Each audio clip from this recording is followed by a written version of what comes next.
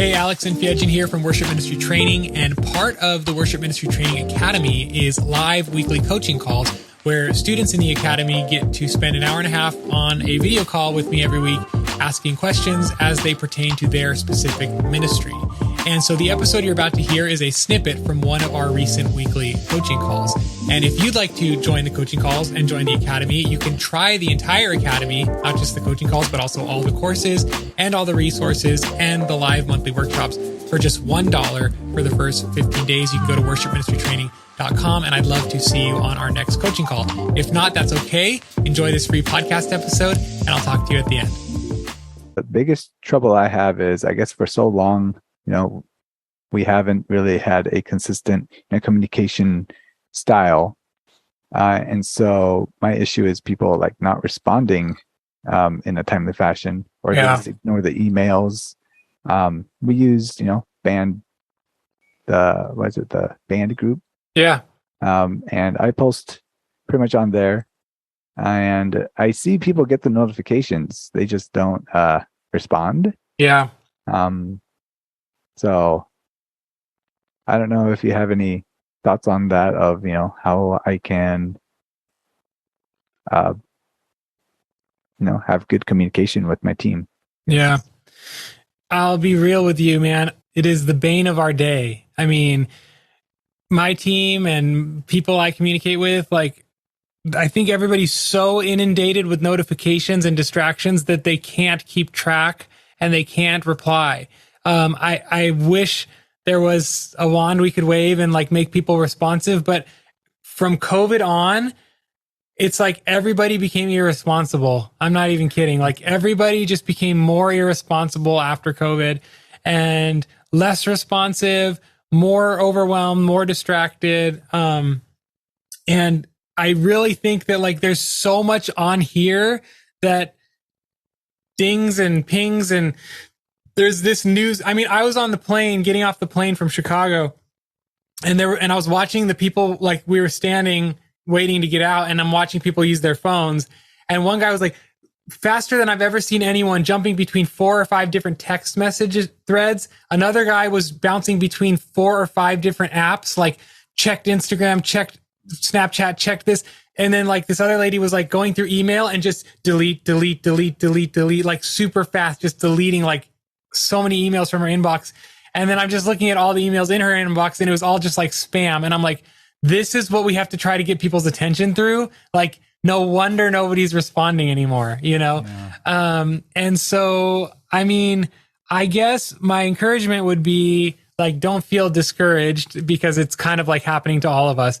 But the other encouragement would be just do the next right thing, which is, hey guys, I know you guys see the messages because it shows me that you read it. But if I ask for a response, could you please try to respond within 24 hours and just set that expectation? One of the onboarding documents that I have in the academy that you guys can have, it's part of the onboarding template, is good team member, what's expected of you. And one of them is communication. They're all C's, right? Character, craft, whatever. Commitment. I can't remember them all. And one of them is communication. And it's being part of this team means you need to respond when I ask you to. Now, if you're not asking them to, then they're probably just well, he didn't say I need to respond. So but if you're hey, I need to, and I'll actually put in the email subject line or wherever, I'll be please read and respond by end of day or whatever. And then you just make the rule. If it says that, I need you guys to do that, and then follow up with them afterwards if they didn't. Hey, remember we talked about that? Please, it really helps this team run smoothly. And always give the why for the what.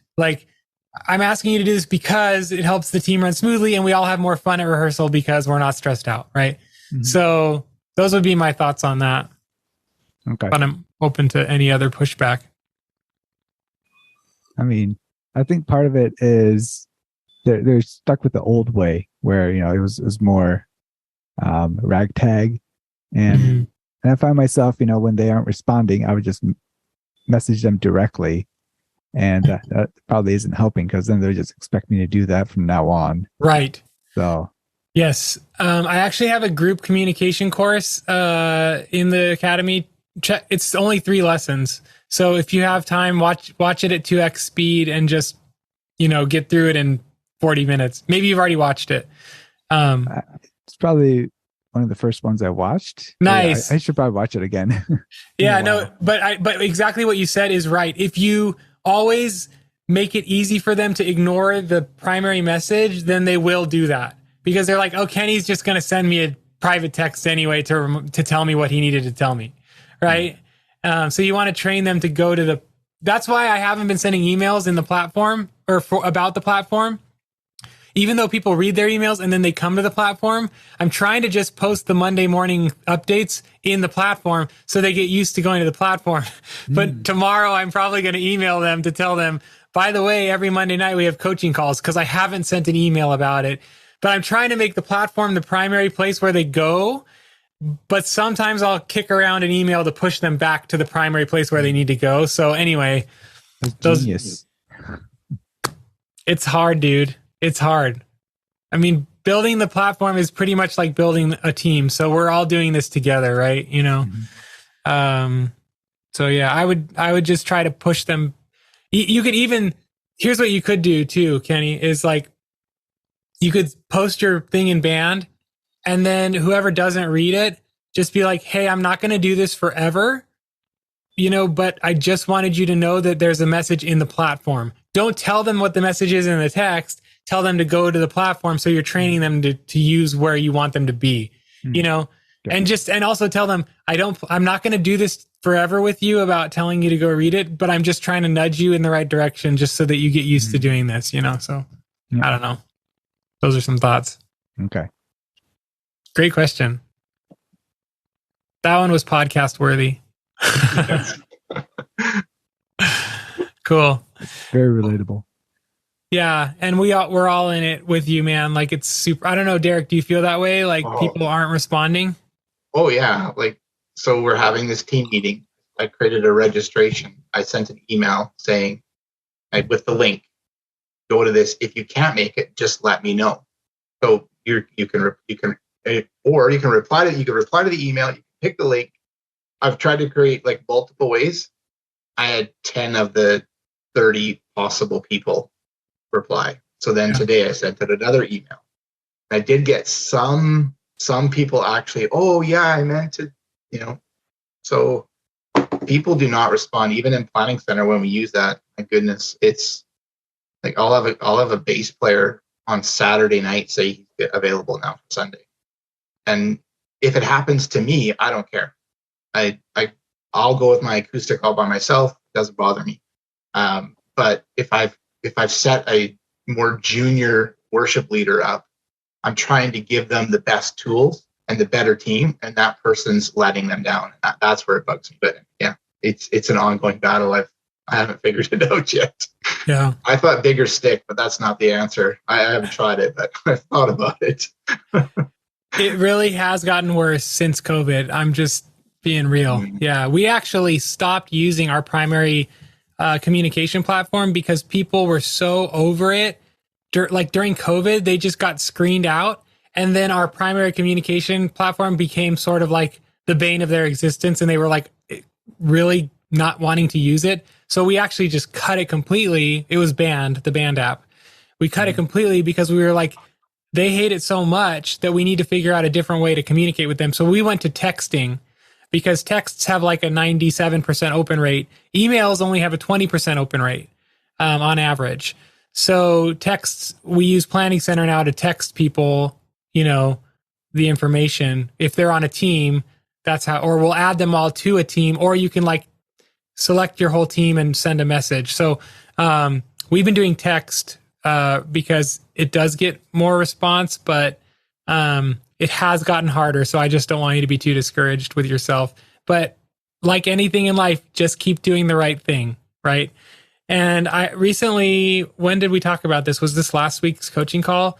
But I don't know when I talked about this with somebody, but there's basically like an inner core circle that you want to focus on. And then there's a lot of people who will always be kind of like further rungs out from the center. and they're going to be like less compliant and do less of what you want them to do than the people closer to the inner orbit of the circle. And my encouragement is always focus on the inner orbit of the circle, the people who are actually showing up, the people who are actually doing things that you want, and make that really strong and try to build that and grow that, because that is your cultural core.